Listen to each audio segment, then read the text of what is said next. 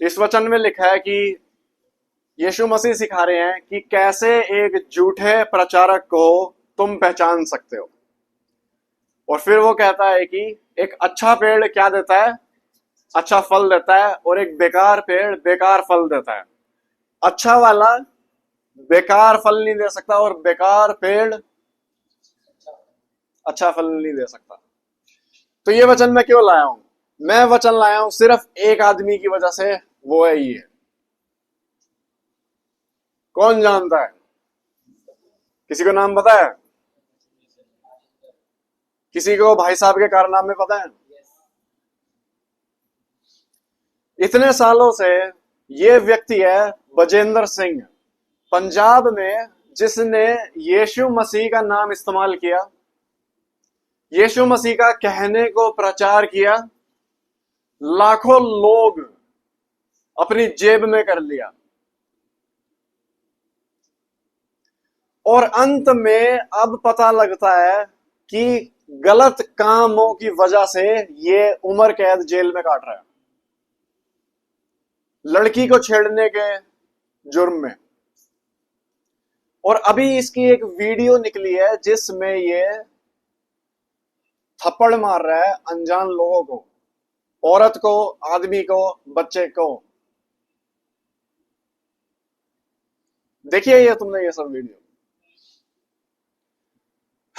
हम इतने टाइम से कह रहे हैं कि ये व्यक्ति झूठे प्रचारक की लिस्ट में आता है। उसका कारण ये नहीं है कि हम अपने आप से डिसाइड कर रहे हैं कि कौन सच्चा है कौन झूठा है। वचन बताता है कि कौन सच्चा प्रचारक है कौन सच्चा नहीं है। इस व्यक्ति की चर्च में दूर दूर से गरीब लोग आते हैं, दूर दूर से, और वो सारी अपनी सेविंग्स इस व्यक्ति की प्रार्थना के लिए दे देते हैं कि आप आओ हमारे सिर पे प्रार्थना करो, सिर पे हाथ रखे, और बदले में हम आपको ये देंगे, क्योंकि कीमत है यहाँ पे प्रार्थना की। कोई प्रार्थना 5,000 की है, कोई 10,000 की है। और इस तरह ये व्यक्ति यीशु मसीह का नाम लेके यीशु मसीह के लोगों को सता रहा है, गरीब को और गरीब कर रहा है, लेकिन यीशु मसीह का नाम ले रहा है। और लोग कहते हैं, लोग मानते हैं कि हर व्यक्ति जो यीशु मसीह का नाम ले रहा है वो सही ही होगा। हम वचन पे वापस आएंगे। 15वां पद, झूठे भविष्यवक्ताओं से सावधान रहो, जो भेड़ों के देश में तुम्हारे पास आते हैं, परंतु अंतर में वे फाड़ने वाले भेड़िए हैं। उनके फलों से तुम उन्हें पहचान लोगे। क्या लोग? बस ठीक है। देखो एक बार कि कितना आदरणीय था ये व्यक्ति, कितनी इज्जत देते थे लोग, कितने लोग अपने पास्टर की जगह पे स्वीकार कर चुके थे, ग्रहण कर चुके थे। और कितना देखो इनोसेंट लगता है, शक्ल देखो एक बार, इनोसेंट लगता है। बाहरी रूप से कोई पहचान सकता है क्या? वचन में लिखा है कि झूठे भविष्यद्वक्ता, ये यीशु मसीह के शब्द है, मेरे नहीं है, झूठे भविष्यद्वक्ता से सावधान रहो। क्यों सावधान क्यों रहना है झूठे प्रचारकों से? क्योंकि वो भेड़ों के समान दिखते हैं। भेड़ कैसी दिखाई देती है? मासूम, इनोसेंट, प्यारी, लाजवाब। इससे मुझे कोई खतरा नहीं है। दिखने में कैसे हैं? दिखने में भेड़ है, असली में कैसे हैं? भेड़िए। अंदर क्या है? वचन में लिखा है फाड़ने वाले भेड़िए हैं। उससे फर्क नहीं पड़ता अगर आज मैं प्रचारक हूं, उससे फर्क नहीं पड़ता कि बाहरी रूप से तुम्हें क्या दिख रहा है, क्योंकि मैं तुम्हारे सामने यहां बैठा हूं, प्रचार कर रहा हूं, तुम्हें लगेगा मैं बहुत पवित्र आदमी हूं। इस जैसा प्रभु का जन नहीं है कोई। हर संडे तैयारी करके आता है, प्रचार करता है, अकेले जीवन में भी प्रार्थना करता होगा। बाहरी रूप से मेरा यह दिखता है, तुम नहीं जानते कि मैं अंदर से कैसा हूं। तुम नहीं जानते अंदर से कैसा हूं। परमेश्वर अंदर देखता है, अंदर क्या है वो परमेश्वर जानता है। भाई साहब के कार्य तो सामने आ गए कितने ऐसे कार्य होंगे जो अभी तक सामने नहीं आए हैं। वो किसने देखे हैं? परमेश्वर ने। वचन सिखाता है कि परमेश्वर दिलों को जांचने वाला परमेश्वर है। वो दिलों को जांचता है। 16वें पद में लिखा है, तुम उन्हें फलों से पहचान लोगे। कैसे पता लगता है कि एक आम का पेड़ आम का पेड़ है? अगर सेब का फल दिखा तो कह सकते हैं कि आम का पेड़ है? नहीं कह सकते ना। फल क्या दिखाते हैं? फल दिखाते हैं कि पेड़ कैसा है ना। फल से मुझे पता है कि उस पेड़ के अंदर क्या है। उस पेड़ के अंदर जो भी है वो सेब ही ला सकता है। फल है जो बाहर के कार्य भी होते हैं, उनके फलों से भी तुम पहचान लोगे। चाहे वो भेड़ जैसा दिखता है, लेकिन कार्य सामने आ ही जाते हैं। कुछ ही समय तक तुम छुपा सकते हो अपना असली रूप, उसके बाद वो सामने आ जाता है। तो इस प्रचारक के फलों के द्वारा हम कह सकते हैं कि वो झूठा प्रचारक है। उसमें प्रेम नाम की चीज नहीं है। एक प्रचारक कैसा प्रचार करता है वो मायने कम रखता है। घर पे वो कैसा है अपने परिवार में वो मायने ज्यादा रखता है, क्योंकि वो उसके अंदर की हालत दिखाती है। मैं कितना ही अच्छा प्रचार करूं फर्क नहीं पड़ता, मैं घर में अपने मां बाप के साथ कैसा हूं उससे फर्क पड़ता है। तुम्हारे ये कहना काफी नहीं है कि तुम यीशु मसीह के हो। तुम्हारे आसपास के लोग क्या कहते हैं तुम्हारे बारे में? क्या तुम्हारे आसपास के लोग कह सकते हैं कि तुम प्रेम करते हो? इस व्यक्ति पे मैं हमेशा निर्भर कर सकता हूं। आज हम देखेंगे कि झूठे प्रचारकों से भी क्या फायदे की चीज प्रभु निकाल सकता है। हमें सबक मिलता है इन सब चीजों से। हम उन सबक को सीखेंगे।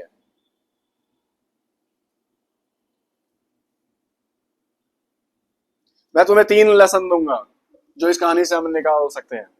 ये व्यक्ति जब से पकड़ा गया तब से काफी न्यूज चैनल कवर करते हैं कि देखो इसने क्या गलत काम किए, जो कि किए। मैं पूरी तरह कहता हूं जो बजेंद्र ने किया गलत है।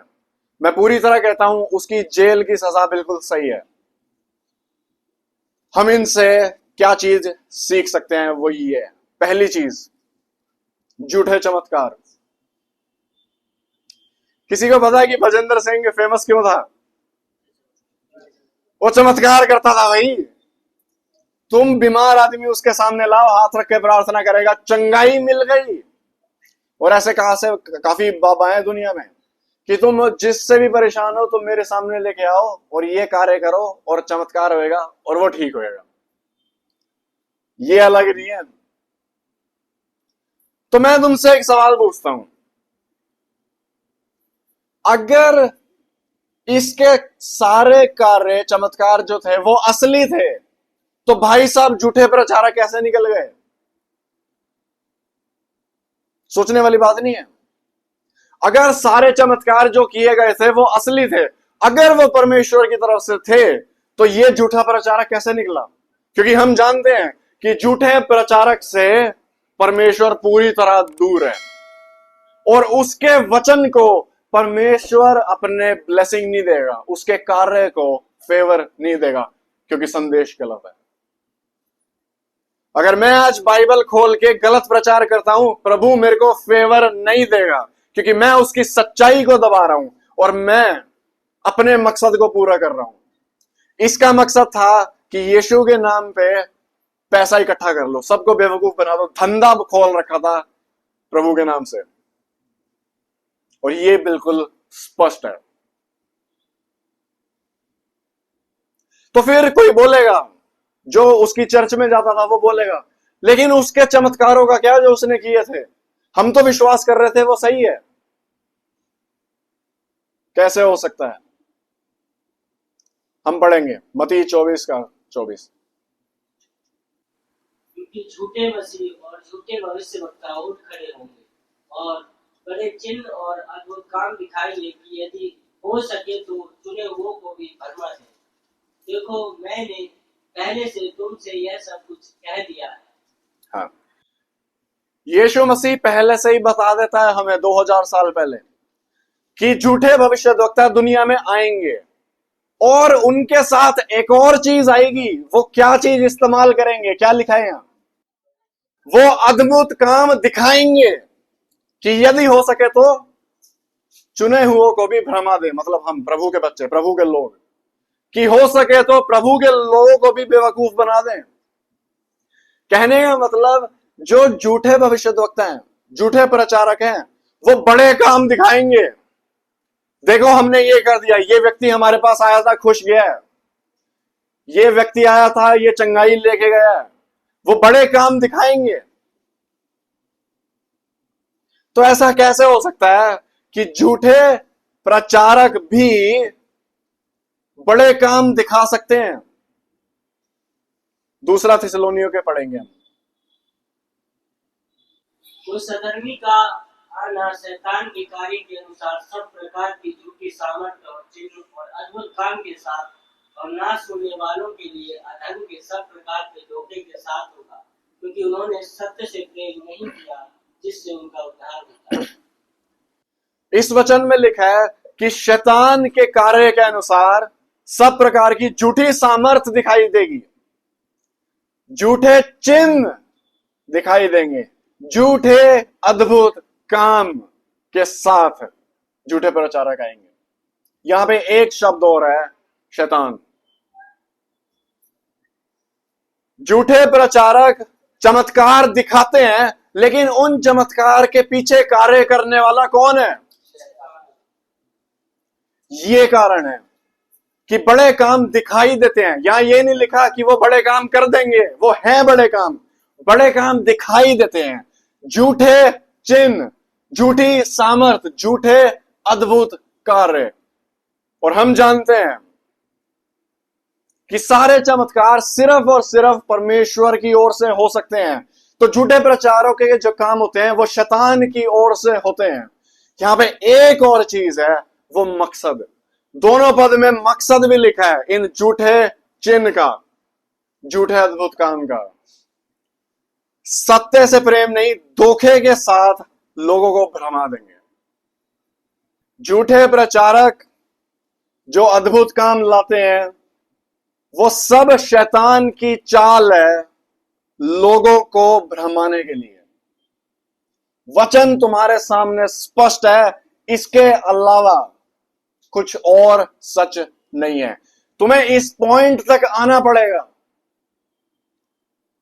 चमत्कार के द्वारा पता नहीं लगता कि कौन सही है। क्यों? क्योंकि शैतान भ्रमाने में काफी माहिर है।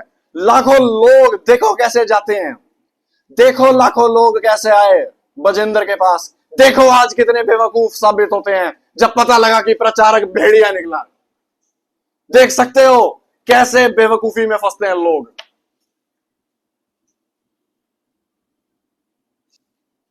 और आज पूरे देश में सिर्फ एक नाम मिट्टी में मिलाया जा रहा है, तुम्हारे परमेश्वर का, इस क्रॉस का, जो बलिदान का कार्य किया गया था। है कोई इससे महान चीज? क्या किया है इस दुनिया ने तुम्हारे लिए? किसने प्रेम डाला तुम्हारे जीवन में? हमारे मां बाप भी हमें प्रेम देने में काफी नहीं है। सिर्फ परमेश्वर है जो तुम्हारे घटिया पापों के द्वारा, उसके बावजूद, घटिया पापों के बावजूद तुमसे प्रेम करता है, तुम्हें गले लगा के कहता है ये मेरा बेटा है, ये मेरी बेटी है। और तुम्हारे पिता परमेश्वर का नाम यहां पे मिट्टी में मिलाया गया और लाखों लोग फंसाए गए। क्यों? क्योंकि शैतान झूठे प्रचारक को इस्तेमाल करता है। वो झूठे चिन्ह दिखाई देता है और चिन्ह के पीछे लोग क्या करते हैं? भाग बढ़ते हैं। यहां मेरा काम बन जाएगा, वहां मेरा काम बन जाएगा। यहां नहीं बना, चलो आगे चलेंगे। यहां से पैसे नहीं आ रहे, आगे चलेंगे। यहां से चंगाई नहीं हो रही, आगे चलेंगे। इंसान चमत्कार सिर्फ एक टाइप के लोग थे जिसे हम बोलते हैं अपोस्तल। नए नियम में सिर्फ 12 लोग जिनके द्वारा परमेश्वर ने चमत्कार किया है, उनके अलावा कोई भी नहीं है। पूरे चर्च के इतिहास में, मानव इतिहास में कभी भी ऐसा नहीं हुआ किसी एक व्यक्ति ने हाथ रखा हो, चंगाई दे दी हो और फिर वो दूसरे को चंगाई दे रहा है और फिर वो तीसरे को और चौथे को, आओ चंगाई ले जाओ। ऐसा कभी भी नहीं हुआ। अपोस्टल्स को प्रभु ने चमत्कार का वरदान दिया था सिर्फ इस वजह से ताकि उनका संदेश, जो सुसमाचार वो यीशु मसीह का सुना रहे हैं, उसको मोहर मिल जाए कि वो परमेश्वर की ओर से है। क्योंकि उस टाइम तक हमारे पास बाइबल नहीं थी। उनके चमत्कार के द्वारा लोगों को पता था कि यीशु मसीह का प्रचार है, ये लोग सही बोल रहे होंगे कि वो मसीहा आ चुका है, यीशु मसीह। उस समय के बाद हमारे पास बाइबल है। कभी चमत्कार का वरदान किसी इंसान के हाथ में नहीं दिया। आज भी परमेश्वर चमत्कार करता है, लेकिन सिर्फ तुम्हारी प्रार्थना के द्वारा, किसी इंसान के हाथ के द्वारा नहीं। तुम प्रार्थना करो, परमेश्वर चंगाई देगा, चमत्कार वो करता है, लेकिन वो किसी पास्टर को इस्तेमाल नहीं करेगा, वो तुम्हारी प्रार्थनाओं को इस्तेमाल करेगा। मेरे हाथ में कोई ऐसी शक्ति नहीं है, किसी के हाथ में ऐसी शक्ति नहीं है। और जो दावा देता है चमत्कार का, जिसका चर्च, जिसकी सेवकाई इस पर निर्भर है, वो झूठा प्रचारक है। यहां लिखा है कि झूठे प्रचारक धोखा दे देते हैं। कैसे वो धोखे में फंसा लेते हैं? कैसे? क्योंकि चमत्कारों का वादा करके सारे लोग झूठे प्रचारक को बड़ा उठा देते हैं। सारे लोग यीशु मसीह से दूर हो जाते हैं। सारे लोग उस पास्टर के चेले बन जाते हैं। कितने ऐसे लोग हैं जो आज भी, अब भी मानने को तैयार नहीं है कि बजेंद्र सिंह झूठा प्रचारक है। राजीव ने बताया कि उसके दोस्त अब भी नहीं मानते कि बजेंद्र सिंह झूठा प्रचारक है। क्यों? क्योंकि वो पास्टर ही सब कुछ हो चुका है। तो हमारे लिए यहां लेसन क्या है? यहां लेसन ये है कि हम चमत्कार के पीछे ना भागें, हम परमेश्वर के पीछे भागें। हम इन लोगों की तरह ना बने। परमेश्वर के पास आओ, परमेश्वर के लिए। परमेश्वर वादा नहीं करता कि मैं तुम्हें चंगाई दूंगा, वो वादा नहीं करता कि मैं तुम्हें अमीर बना दूंगा। वो वादा करता है कि मैं तुम्हारे साथ चलूंगा जीवन भर, मरते दम तक। जब कोई और नहीं होगा, मैं होऊंगा। जिसका कोई पिता नहीं है, यीशु मसीह उसका पिता है। जिसकी कोई मां नहीं है, परमेश्वर उसके लिए मां है। जिसका कोई दोस्त नहीं है, जिन लोगों को हॉस्टल में डिप्रेशन है क्योंकि कोई है नहीं प्रेम देने वाला, परमेश्वर वहां पे उनके साथ उपस्थित है। परमेश्वर का ये वादा है। हम दूसरी सबक सीखेंगे जो यहां से हमें मिलती है बजेंद्र सिंह से। क्यों ऐसा है कि लोग अब भी मानने को तैयार नहीं है कि बजेंद्र सिंह गलत है? क्योंकि वो यीशु मसीह से ज्यादा पास्टर से प्रेम करते हैं। वो यीशु मसीह से ज्यादा प्रचारक से प्रेम करते हैं। उन्हें पसंद है प्रचारक, उसके बोलने का तरीका पसंद है, उसके दिखने का तरीका पसंद है। और क्योंकि इतने सालों से उसके साथ चलते आए हैं, तो एक इमोशनल कनेक्शन हो जाता है पास्टर के साथ। और क्योंकि पास्टर ने अच्छा काम नहीं किया, पास्टर का काम सिर्फ इतना है कि तुम्हें यीशु मसीह के नजदीक लेके जाए। अगर इस कार्य के अलावा वो कुछ और कर रहा है, वो बेकार है। इतने सालों में जो बजेंद्र सिंह से दिल जुड़ चुके हैं, झूठे प्रचारकों से दिल जुड़ चुका है कि उनकी गलती देख नहीं सकते। क्या होता है जिससे तुम इतना प्यार करते हो, तो उसकी गलती हम ढांप देते हैं। सच्चाई नहीं है, सच्चाई को दफना देंगे। क्यों? बंदा प्रेम करते हैं मुझसे, लेकिन जिससे हम प्रेम नहीं करते, उसकी छोटी गलती भी हम उठा के सिर पे रख देते हैं उसके। हमारे लिए सबक ये है, कभी भी प्रचारक से इतना प्रेम ना करो कि यीशु मसीह से ज्यादा हो गया। हमेशा तुम्हारी लॉयल्टी परमेश्वर के लिए होनी चाहिए। अपनी विश्वास योग्यता दिखाओ परमेश्वर के लिए, ना कि उसके दास के लिए। तुम्हारा पास्टर खुद, एक अच्छा पास्टर खुद यीशु मसीह के पीछे है। इंसान को इतना ऊपर मत उठाओ। ये बात सही है कि हमें एक दूसरे से प्रेम करना है, मैं उसकी बात नहीं कर रहा कि प्रेम मत करो, लेकिन उसका दर्जा इतना मत उठा दो कि उसका शब्द कीमती हो गया और यीशु मसीह का शब्द कुछ नहीं है। परमेश्वर के शब्द से ज्यादा कीमत इस एक बाबे की है, इस एक व्यक्ति की है, मेरे पास्टर की है, ऐसा ना हो। अगर तुम सिर्फ एक या दो प्रचारकों को ही सुनना चाहते हो और इसके अलावा तुम तीसरे और चौथे प्रचारक को नहीं सुनना चाहते, यह संकेत है कि तुम पास्टर से प्रेम करते हो परमेश्वर से ज्यादा। क्योंकि जो व्यक्ति परमेश्वर से प्रेम करता है वो हर प्रचारक को सुनेगा, क्योंकि उसका मकसद है यीशु मसीह तक पहुंचना, ना कि पास्टर पे सीमित हो जाना। तो हम ऐसे लोग ना बने कि अपना प्रेम पास्टर को दे दिया। नहीं, मैं भी पापी हूं, मैं भी घटिया हूं। मेरे आसपास के लोग बताएंगे तुम्हें कि मेरी क्या कमियां हैं। तुम्हें यीशु मसीह से प्रेम करना है, तुम्हें पास्टर से नहीं, परमेश्वर से प्रेम करना है। और यही तो कारण है कि हम बाइबल ज्यादा पढ़ते हैं या हम वचन ज्यादा सुनते हैं। हम वचन ज्यादा सुनते हैं, यूट्यूब पे हम सरमन ज्यादा सुनते हैं, लेकिन हम खुद वचन पढ़ते हैं या नहीं? पढ़ते हैं लेकिन कम है। सच है या नहीं? यही तो कारण है कि परमेश्वर से प्रेम थोड़ा कम है, लेकिन प्रचारक से प्रेम ज्यादा है। भाई बहन, ऐसा ना हो। यूहन्ना बपतिस्मा को याद करो। यूहन्ना बपतिस्मा प्रचार करता था, उसके लोग विश्वास, यीशु मसीह का प्रचार करता था, लोग उसके पास आते थे।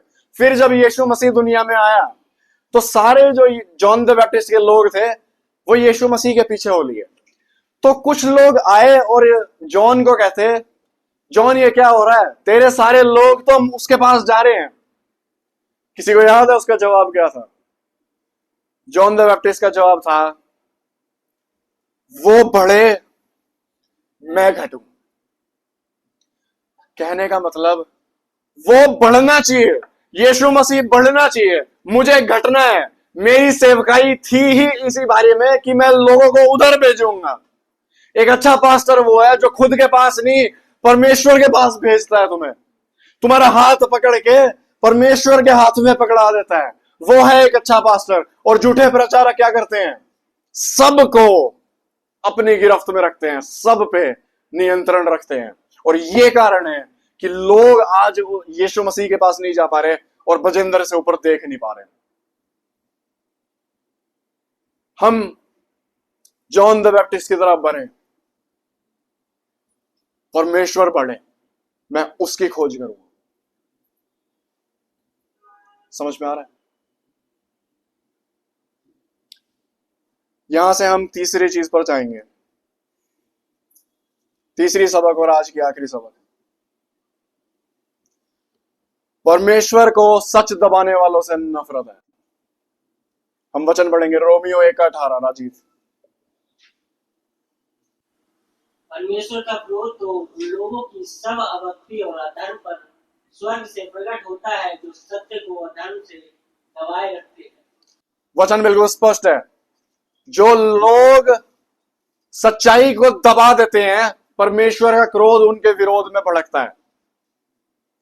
क्यों? क्योंकि परमेश्वर सच्चाई से प्रेम करता है, क्योंकि वो परमेश्वर की सच्चाई है। जो सत्य को दबाते हैं परमेश्वर को बिल्कुल भी नहीं पसंद। हम दूसरा वचन पढ़ेंगे, दूसरा तीमुथियुस। क्योंकि ऐसा समय आएगा जब लोग खरा उपदेश न सह सकेंगे, पर कानों की खुजली के कारण अपनी अभिलाषाओं के अनुसार अपने लिए बहुत से उपदेशक बटोर लेंगे और अपने कान सत्य से फेर कर कथाकारियों पर लगाएंगे। पर तू सब बातों में सावधान रह, दुख उठा, सुसमाचार प्रचार का काम कर और अपनी सेवा को पूरा कर। ये पौल लिखता है तीमुथियुस को। तीमुथियुस एक छोटा पास्टर था। पौल उसे कह रहा है कि लोग अपनी कानों की खुजली मिटाने के लिए क्या करेंगे? एक अपने हिसाब से उपदेशक ढूंढ लेंगे। मुझे बस ये सुनना है, मुझे सच मत सुनाओ, मुझे परमेश्वर की सच्चाई से मतलब नहीं है, मैं ये सुनना चाहता हूं। और उस हिसाब से वो उपदेशक ढूंढ लेंगे, बटोर लेंगे। क्यों? क्योंकि मन सच्चाई नहीं ढूंढ रहा, मन बस वो चाहता है जो वो चाहता है, प्रचार जैसा वो सुनना चाहते हैं। एक जवान आदमी कभी भी किसी की राय नहीं सुनेगा कि लड़की से दूर रहे, लड़की से दूर रहे, लड़की से दूर रहे। हर कोई उसके बड़े भाई बहन उसे सिखाने की कोशिश करेंगे, तेरी अभी उम्र नहीं है शादी के लिए, अभी इन सब चीजों में मत पड़। कभी नहीं सुनेगा वो एक दोस्त की सुनेगा जो उसे सिखाएगा कि तू अभी शुरू कर सकता है, कोई दिक्कत नहीं है।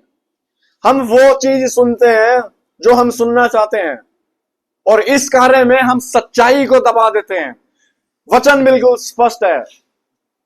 कानों की खुजली मिटाने के लिए लोग अपने हिसाब से उपदेशक ढूंढ लेते हैं। मुझे ये प्रचारक इसलिए पसंद है क्योंकि वो प्रचार ही वही करता है जो मैं सुनना चाहता हूं। अरे किसको पसंद नहीं आएगा अगर बजेंद्र सिंह बोलेगा कि तुम अमीर हो जाओगे? किसको पसंद नहीं आएगा? क्या परमेश्वर का वचन प्रॉमिस करता है कि वो अमीर बना देगा तुम्हें? नहीं। वो कहता है चाहे तुम गरीब हो अमीर हो, मैं तुम्हारे साथ रहूंगा। और पैसा देना परमेश्वर के हाथ में है, हम उससे खोस नहीं सकते। अब उसकी इच्छा है तो हमें अमीर बनाएगा, उसकी इच्छा है तो हमें नीचे लेके आएगा, गरीब बनाएगा। लेकिन हर इच्छा में वो हमारी भलाई उत्पन्न करता है। तो इस वचन से, दो वचन से क्या पता लगता है? दूसरे वचन से लोग अपने हिसाब से प्रचार ढूंढते हैं अपनी इच्छा के अनुसार, लेकिन इस कार्य में वो सच्चाई को दफना देते हैं। सच्चा वचन क्या कहता है? परमेश्वर का फर्क नहीं पड़ता। और पहले वचन में क्या लिखा है? परमेश्वर को यह पसंद नहीं है, उसका क्रोध इस चीज पे भड़कता है क्योंकि परमेश्वर की सच्चाई दबाई जा रही है। तो मैं तुमसे सवाल पूछता हूं, तुम उस सच्चाई का क्या करोगे जो तुम्हारे सामने रखी जाती है बाइबल के द्वारा? क्या करोगे उस सच्चे वचन का जो तुम्हारे सामने खोला जाता है? तुम उसे दफना सकते हो, बिल्कुल, तुम्हारे पास फ्री विल है, तुम खुद से जीना चाहो जी सकते हो, तुम चाहो तो मना कर सकते हो। सच्चाई तुम्हारे सामने है। और भाई बहन, सच्चाई कोई डिबेट का टॉपिक नहीं है क्योंकि वो परमेश्वर से आता है। सच्चाई डिमांड करती है कि या तो तुम एक्सेप्ट करोगे, ग्रहण करोगे, या रिजेक्ट करोगे, लेकिन उसे तोड़ा या मरोड़ा नहीं जा सकता। इसीलिए हम वचन के सामने आए, हम सीखें, बाइबल के सामने आए, सच्चाई सीखें, सच्चाई देखें, तभी तो हमें पता लगेगा क्या सही है और क्या गलत। और जो व्यक्ति हमेशा अपने पास बाइबल रखता है लेकिन कभी पढ़ेगा नहीं, वो भी सोच के देखो, क्या वो सच्चाई नहीं दबा रहा? सच्चाई उसके हाथ में है। मौके पे मौका, हर दिन उसके लिए मौका है परमेश्वर के नजदीक आने का, वचन उठाने का, और हर दिन वो ऐशो आराम में बर्बाद कर रहा है और फर्क नहीं पड़ता ज्यादा सच्चाई से। परमेश्वर को ये पसंद नहीं। हम ऐसे लोग ना बने जो सच्चाई को दबाएं। एक पिता अपने बच्चे से क्या चाहता है? पिता की बात मानो। पिता जानता है क्या सही है, पिता जानता है कि क्या तुम्हारे लिए गलत है, क्या तुम्हारे लिए हानि है। परमेश्वर पे भाई बहन भरोसा करो, विश्वास करो, आओ वचन के सामने आओ और रेजिस्ट मत करो। तुम्हारे परमेश्वर को सच्चाई से पसंद है, इसीलिए सच्चाई के लिए लड़ो भी, सच्चाई के पीछे भागो, हमेशा सच्चाई को ऊपर रखो, बाइबल के वचन को ऊपर रखो। अगर मैं बाइबल से अलग हूं तो किस पे भरोसा करोगे? बाइबल पे। अगर कोई और व्यक्ति कुछ सिखा रहा है जो बाइबल के अगेंस्ट है, किस पे भरोसा करोगे? इंसान पे नहीं, परमेश्वर की सच्चाई पे।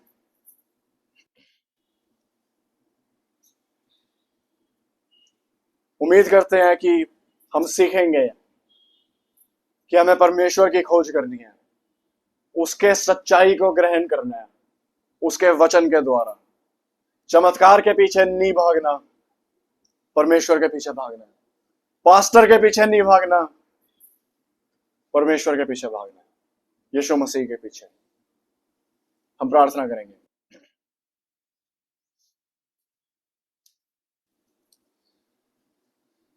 प्रभु जी, प्रार्थना करते हैं कि आज इस वचन के द्वारा हमारे दिल में, हमारे पत्थर जैसे दिल में आपका बीज जा सके, क्योंकि हम घमंडी है प्रभु। हम सोचते हैं कि सब कुछ हमें पता है और हमारा परखना सही है, हमारी सोच सही है, लेकिन प्रभु सच्चाई ये है कि आप सही है।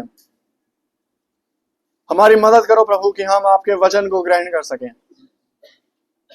हम आपको पूरा आदर दे सकें और सच्चाई को गले लगा सकें, और इसी सच्चाई में हमारे लिए जीवन है, आनंद है, खुशी है, यीशु मसीह में।